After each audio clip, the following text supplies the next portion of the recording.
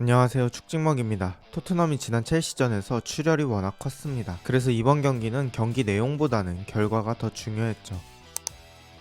오늘 토트넘은 4-3-3 포메이션으로 볼 수 있습니다. 반더벤과 로메로 대신 다이어와 벤 데이비스의 센터백 라인을 구성했습니다. 갑자기 무게감이 확 줄었죠. 그리고 중원에는 로셀소라는 공격형 미드필더 대신에 박스투박스 성향의 사르와 호이비에르를 넣으면서 역삼각형 모양의 중원을 만들었습니다. 지난 풀럼전 토트넘 선수들의 위치입니다. 우도기와 포로를 공격진에 가담시켜서 중원에서 빌드업할 때 숫자를 늘려주는 전술을 선택했습니다. 이번 경기도 전반전엔 토트넘은 기본적인 구조는 비슷하게 가져왔습니다. 비수마가 센터백 2명의 공을 받아주고 에메르송이 중앙 쪽으로 움직여서 빌드업에 많이 가담했습니다. 그리고 사르가 평소보다는 공격적인 위치에서 플레이하게 되었습니다. 때에 따라선 에메르송이 가운데 깊숙한 곳까지 올라가서 빌드업을 도와주고 비수마가 혹시 모를 역습에 대비해 왼쪽을 대신 커버해주고 있습니다. 원래 왼쪽 풀백 우도기가 왼쪽 공격수를 지원해주는 느낌으로 올라갔다면 에메르송은 올라간 목적이 다릅니다. 중앙의 숫자를 늘려서 공이 잘 돌아가게 하기 위해 올라간 것이죠. 하지만 이 에메르송의 플레이는 크게 효과적인 장면은 없었습니다. 원래 토트넘의 공격이 손흥민과 메디슨의 중앙 쪽인 루트도 있었지만 이런 왼쪽 공격의 비중도 꽤 높았습니다. 이 공격은 왼쪽 풀백 우도기가 비중이 높았었는데 우도기가 없고 에메르송과 우도기는 가진 능력치가 다르니 왼쪽 공격은 거의 없다시피 했습니다.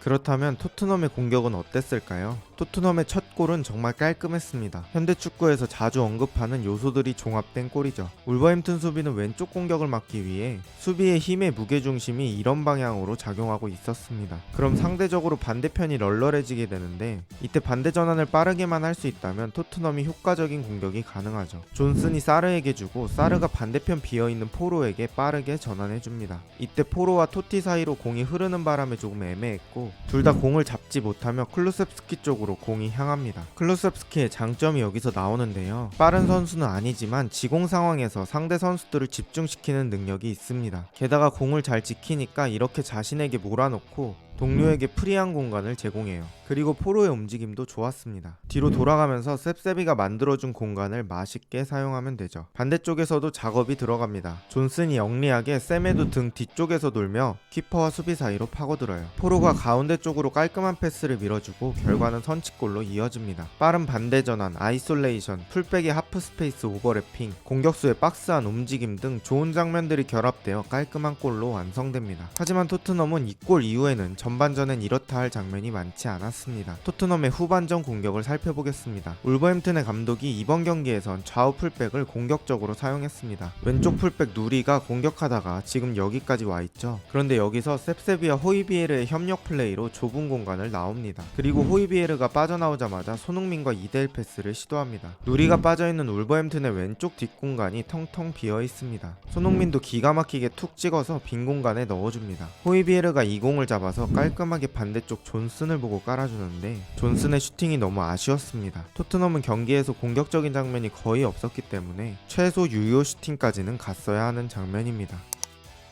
이번 경기는 울버햄튼 감독이 상당히 준비를 잘해온 느낌이 들었습니다. 토트넘의 골킥 상황인데요. 전방 압박을 타이트하게 시도하고 있습니다. 1대1로 마크맨을 정해놓고 구석으로 토트넘을 몰아내고 있습니다. 여기서 다이어가 포로를 주면서 압박을 모면해보려고 합니다. 포로가 공을 잡고 빠져나가려고 하자마자 바로 파울로 누르는 고메즈입니다. 바로 이 점을 말씀드리고 싶은 건데요. 울버햄튼은 자신들이 정해놓은 영역을 벗어나면 바로 파울로 끊었습니다. 경고 안 맞는 선에서 울버햄튼 입장에선 가성비 있는 파울을 하고 있습니다. 위험한 위치도 아니고 상대 진영에서 반칙했기 때문에 역습 막는 데에 의미를 둔다면 상당히 영리한 파울이라고 할 수 있죠. 또 울버햄튼은 자신이 공격하다가 역습 위기에 처할 때도 블록을 만들어 놓고 언제든지 역습을 방어할 준비가 되어 있었습니다. 울버햄튼의 패스미스로 사르가 역습을 나가려고 하는 장면입니다. 일단 토티가 뒤에서 타이트하게 붙으면서 사르를 전진하기 어렵게 만듭니다. 여기서 르미나는 지금 바로 달려들지 않습니다. 사르의 움직임을 천천히 보면서 공간을 점점 좁혀갑니다. 계속 죽은 공간 쪽으로 유도하고 있는 거죠. 사르는 브레넌 존슨에게 공을 주지만 존슨에게도 이미 수비가 붙었죠. 결국 공은 터치라인을 나가고 울버햄튼의 소유가 됩니다. 공을 뺏기자마자 죽은 공간을 만들어서 계속적으로 역습을 방지하고 있어요. 당장 메디슨은 없더라도 브레넌 존슨이나 손흥민같이 역습에 특화된 선수들이 있기 때문에 어쨌든 간 역습은 울버햄튼에게 위험합니다. 그런 싹을 아예 잘라버리는 울버햄튼입니다.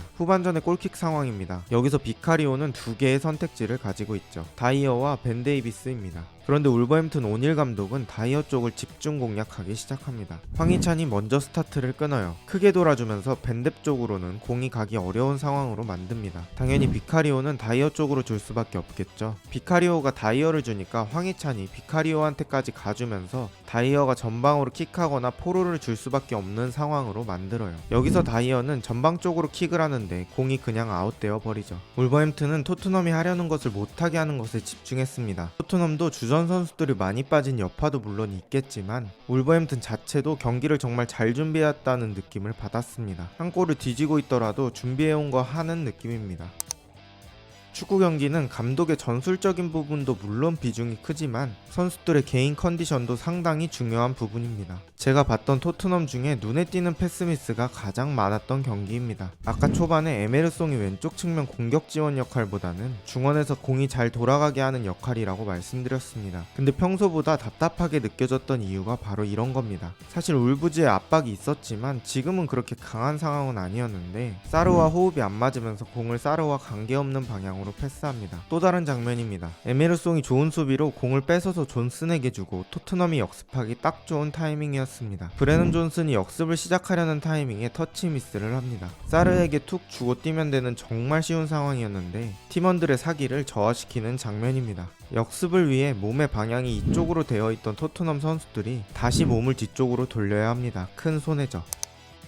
경기 내용은 좋았지만 89분까지 점수는 내지 못했던 울버햄튼이 과감한 수를 던집니다. 중앙 미드필더 고메즈를 빼고 공격수 사라비아를 투입합니다. 그리고 왼쪽 풀백이었던 아인누리를 빼고 칼라이지치를 넣은 상태에서 도어티까지 사실상 포백의 형태로 전환한 울버햄튼입니다. 거기에 도어티를 공격 쪽에 많이 활용하면서 전술적으로 계속 변화를 줍니다. 울버햄튼도 경기 막판이라 체력이 많이 떨어져서 아까 같은 전방 압박은 선보이지 못합니다. 다이어는 충분히 킥할 시간적 여유가 있었는데 쿠냐의 압박으로 급하게 킥을 하게 되고 공은 밖으로 나갑니다. 여기서 던지기가 황희찬 쪽으로 오고 르미나 쪽을 주는 척하면서 기가 막히게 쿠냐에게 밀어줍니다. 쿠냐는 안정적으로 크로스를 올릴 수 있는 공간에서 공을 잡았습니다. 아까 교체 투입된 사라비아가 기가 막히게 라인을 공략하기 시작합니다. 이걸 보고 쿠냐는 안쪽으로 크로스 느낌으로 공을 넣어줍니다. 사라비아 몸에 베르캄프가 들어왔습니다. 공이 상당히 강했는데 그걸 자신의 주발이 아닌 오른발로 잘 터치하고 올라갔다가 떨어지는 공을 끝까지 보면서 왼발로 미친 임팩트를 합니다. 이 공은 어떤 키퍼가 와도 막기 어렵습니다. 그로부터 약 8분 뒤 토트넘에겐 또 한 번의 위기가 찾아옵니다. 경기장 중앙에서 우당탕탕하는 와중에 아까 득점한 사라비아가 사이로 빠져들어가는 르미나를 보고 패스를 넣어줍니다. 아까 장면처럼 오프사이드 라인이 또 지켜지지 않았습니다. 후반 막판 수비 집중력에서 문제를 발생시키는 토트넘입니다. 르미나가 찬공이 빗맞았지만 오히려 비카리오가 대응하기 힘든 코스로 갑니다. 극장골을 실점하고 2대1 패배를 하게 됩니다. 오늘 경기를 정리해보면 토트넘은 울버햄튼에게 맞는 전술을 준비해온 느낌보단 원래 하는 대로 했습니다. 다만 주전에 다수가 빠졌으므로 원래의 퍼포먼스가 나오기 어려웠습니다. 반면에 울버햄튼은 다이어 쪽으로 의도적으로 전방 압박을 가져가서 실수를 유발하는 것도 그렇고 토트넘 수비진의 호흡이 아직 갖춰지지 않은 상태이니 오프사이드 라인을 공략하는 부분도 그렇고 토트넘 맞춤 전략들을 잘 구성해 왔습니다. 이게 양팀의 승패를 가른 차이라고 볼 수 있겠네요.